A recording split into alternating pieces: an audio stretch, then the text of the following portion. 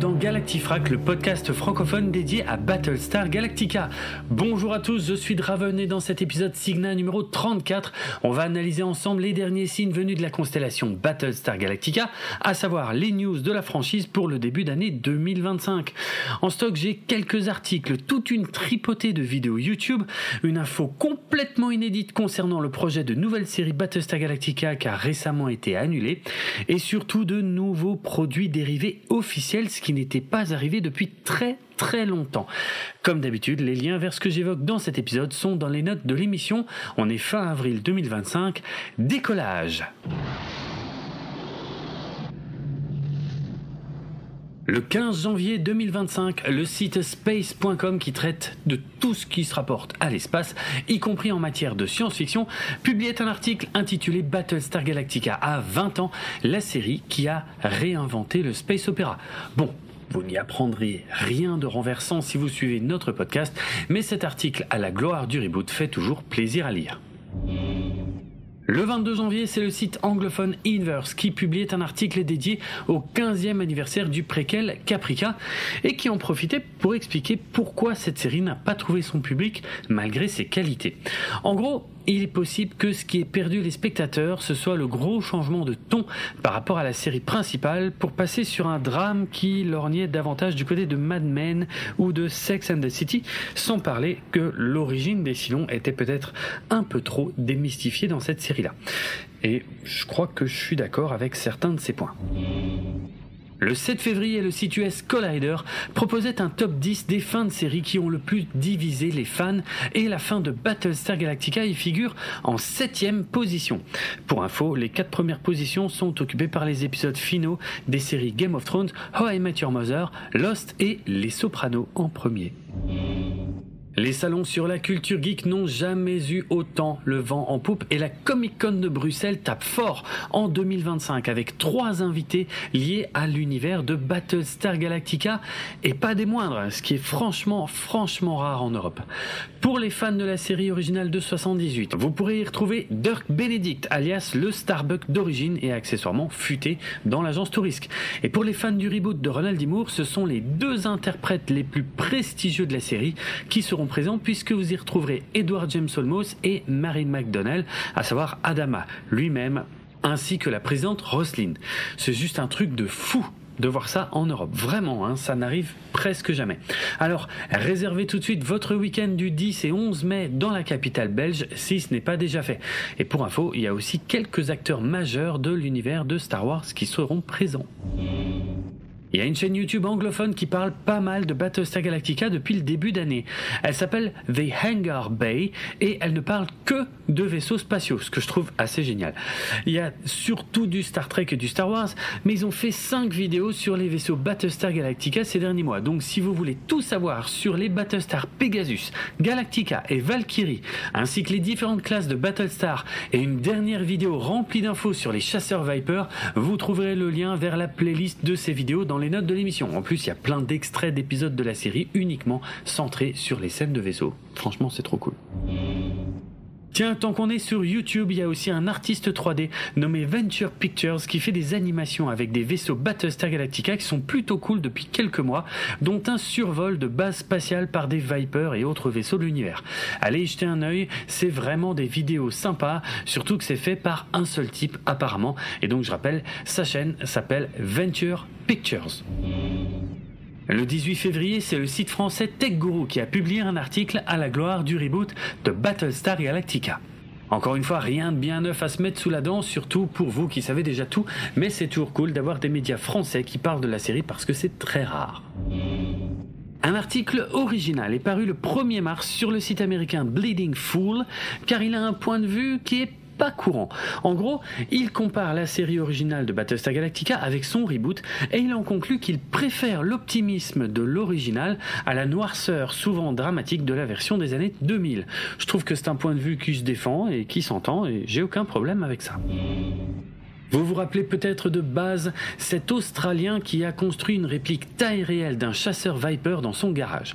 Eh bien, maintenant qu'il a terminé et qu'il sort son Viper de chez lui pour l'exposer lors de diverses manifestations, il a sorti le 3 mars une vidéo récap des 7 ans qu'il lui a fallu pour construire ce chasseur Viper identique à ceux qu'on voit dans la série réimaginée juste avec les moyens du bord.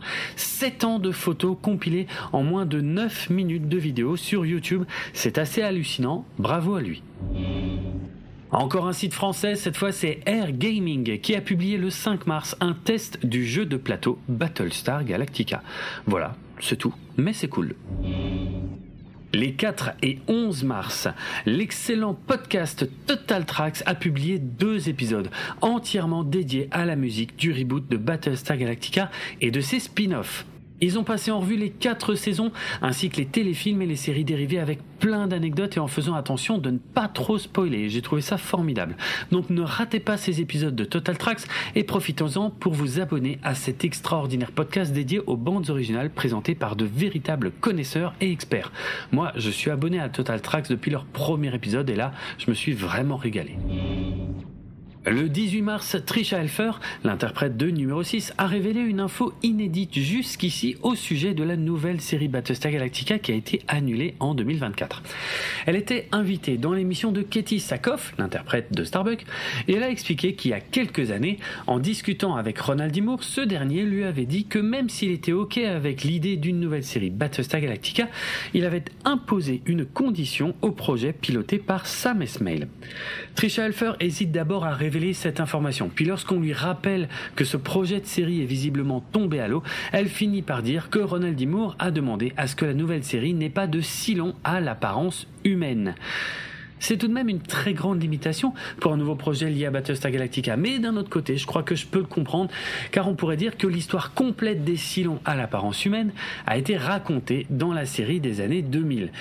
Donc quelque part, ça aurait forcé la nouvelle série à être plus créative en allant chercher de nouvelles idées. Donc moi, je trouve ça ok. Et ça renforce mon idée qu'un nouveau projet Battlestar Galactica aurait plus de chances de se dérouler dans l'univers original de 1978 que dans celui de Ronald D. Moore. Ce qui serait pas une mauvaise chose. Le 22 mars, la société américaine Factory Entertainment a annoncé la sortie de nouveaux produits dérivés officiels Battlestar Galactica. Et pour inaugurer cette nouvelle ligne de produits, ils ont sorti la reproduction à l'échelle 1 du Blaster Colonial de la série originale de 1978. C'est une pièce magnifique en édition limitée, principalement en résine de haute qualité avec quelques morceaux en métal ainsi que des sons et des lumières. Le moulage a été effectué à partir des accessoires originaux de la série mais aussi de photos d'archives pour créer une pièce vraiment collector pour les fans. Chaque exemplaire est livré avec un présentoir, une plaque et un certificat d'authenticité. L'objet coûte quand même près de 450 € et j'ai hâte de découvrir quels seront les prochains objets qu'ils sortiront avec un tout petit espoir pour un casque de Cylon original avec la petite lumière qui va de gauche à droite. J'aimerais bien. Après un petit tour sur leur site, j'ai quand même découvert que Factory Entertainment proposait aussi à la vente 2 objets beaucoup moins chers. Il y a une petite lunchbox en métal à 16 € ainsi qu'un joli décapsuleur en forme de chasseur Viper de la série réimaginée à 20 €. Je vais les garder à l'œil pour voir quels seront leurs prochains objets collector. Je suis vraiment curieux.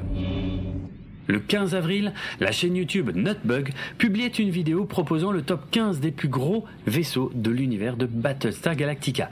Avouez que vous ne vous étiez jamais posé cette question, eh bien vous aurez quand même la réponse dans cette vidéo improbable qui prend le temps de comparer tous ces vaisseaux en mélangeant allègrement les séries originales et réimaginées. Et vous ne devinerez jamais lequel est le plus gros, si toutefois vous en avez quelque chose à faire. Le 19 avril, un YouTuber français nommé Devil Dread a sorti une vidéo de plus de 37 minutes intitulée « Je vous dis tout » entièrement dédiée au reboot de Battlestar Galactica avec un résumé de l'histoire, de très nombreuses anecdotes ainsi qu'un comparatif avec la série originale. Bon, la voix off de la vidéo fait énormément de fautes de liaison et de prononciation. Mais le créateur de la vidéo déclare sur Twitter être dysorthographe. Et il souffre peut-être d'autres troubles du même type. Donc je vais pas m'attarder là-dessus, même si j'ai raté des battements de cœur quasiment à chaque fois qu'un nom de famille était prononcé dans cette vidéo. Parce qu'il était quasi systématiquement mal prononcé. Je peux dire sans prendre trop de risques que beaucoup d'infos de cette vidéo viennent de Wikipédia en français, ce qui explique aussi certaines imprécisions. Et la vidéo spoil aussi très très vite l'intégralité de l'histoire de la série dès ses premières minutes. Oui, la fin, vraiment la fin de Battlestar Galactica est balancée après seulement 7 minutes de vidéo. Donc je la conseille pas du tout pour ceux qui voudraient découvrir cet univers. Le plus fou, c'est que l'auteur dit qu'il a essayé de pas trop spoiler. Moi, ça m'a un petit peu fait halluciner, mais bon, bref. Bon, il y a aussi des bugs d'image par moment et l'auteur s'en excuse. Bon. Je sais pas quoi dire en fait à propos de ça. D'un côté, quand je vois le nombre énorme de vues et de commentaires que fait cette vidéo, je me dis que je me suis vraiment trompé de média pour partager mes passions. Mais bon, c'est un autre sujet. C'est des chiffres que j'atteindrai probablement jamais avec mon podcast, même si j'en profite pour rappeler que tous les épisodes du podcast Galactifrac sont disponibles sur YouTube également. Bon, il y a quand même beaucoup d'anecdotes intéressantes dans cette vidéo, même si elles sont souvent assez connues et qu'elles sont délivrées un peu pêle-mêle et à toute vitesse sans remise en contexte. Mais je trouve ça cool que des créateurs continuent de parler de Battlestar Galactica en France où la série manque cruellement de visibilité. Donc libre à vous d'aller voir cette vidéo et n'oubliez pas de respecter le travail des créateurs car le montage de cette vidéo a certainement pris un temps fou vu qu'il y a énormément d'images différentes.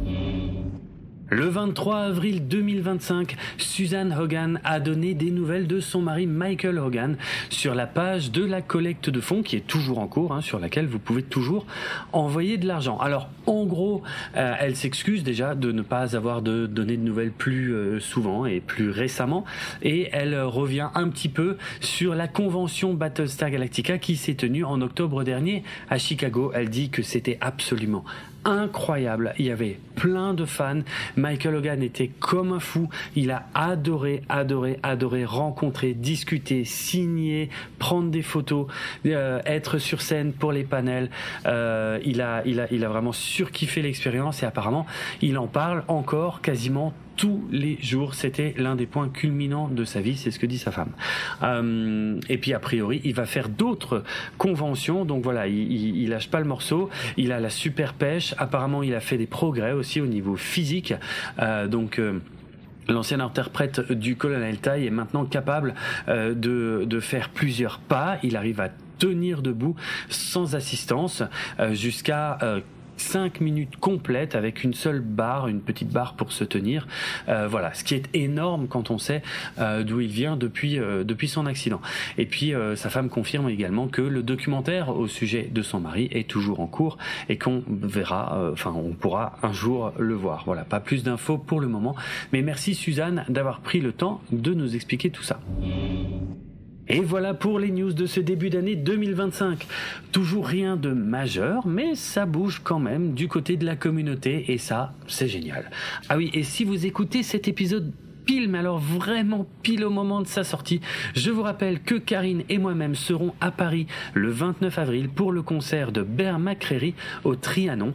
Et à cette occasion, on vous propose de venir discuter avec nous, si ça vous dit, dans l'après-midi du 29 avril, je pense aux alentours de 17-18 heures, au bar La Binouse qui se situe à 5 minutes du Trianon. Donc voilà, si vous voulez nous rencontrer, parler de Battlestar Galactica, parler d'autres choses, c'est le 29 avril à Paris au bar La Binouse, pas loin de la salle de concert Le Trianon où on va aller voir à partir de 20h le concert de Bear McCreary en espérant qu'il joue au moins plusieurs morceaux issus des bandes originales de Battlestar Galactica. Voilà, on espère vous retrouver là, mais dans tous les cas, nous on se retrouve bientôt pour de nouveaux épisode Analytica en compagnie de Karine pour décortiquer les épisodes de la série. Le podcast Galactifrac fait partie du label Podchose et il est disponible sur PodCloud ainsi que sur Apple Podcasts, Deezer, Amazon et de nombreuses applications iOS et Android, sans oublier YouTube. Retrouvez les notes de l'émission sur galactifrac.lepodcast.fr et suivez-nous sur Blue Sky, X, Facebook, Threads et Instagram pour du contenu supplémentaire en lien avec cet épisode. Vous pouvez également venir discuter avec d'autres auditeurs et moi-même sur le serveur Discord de l'émission.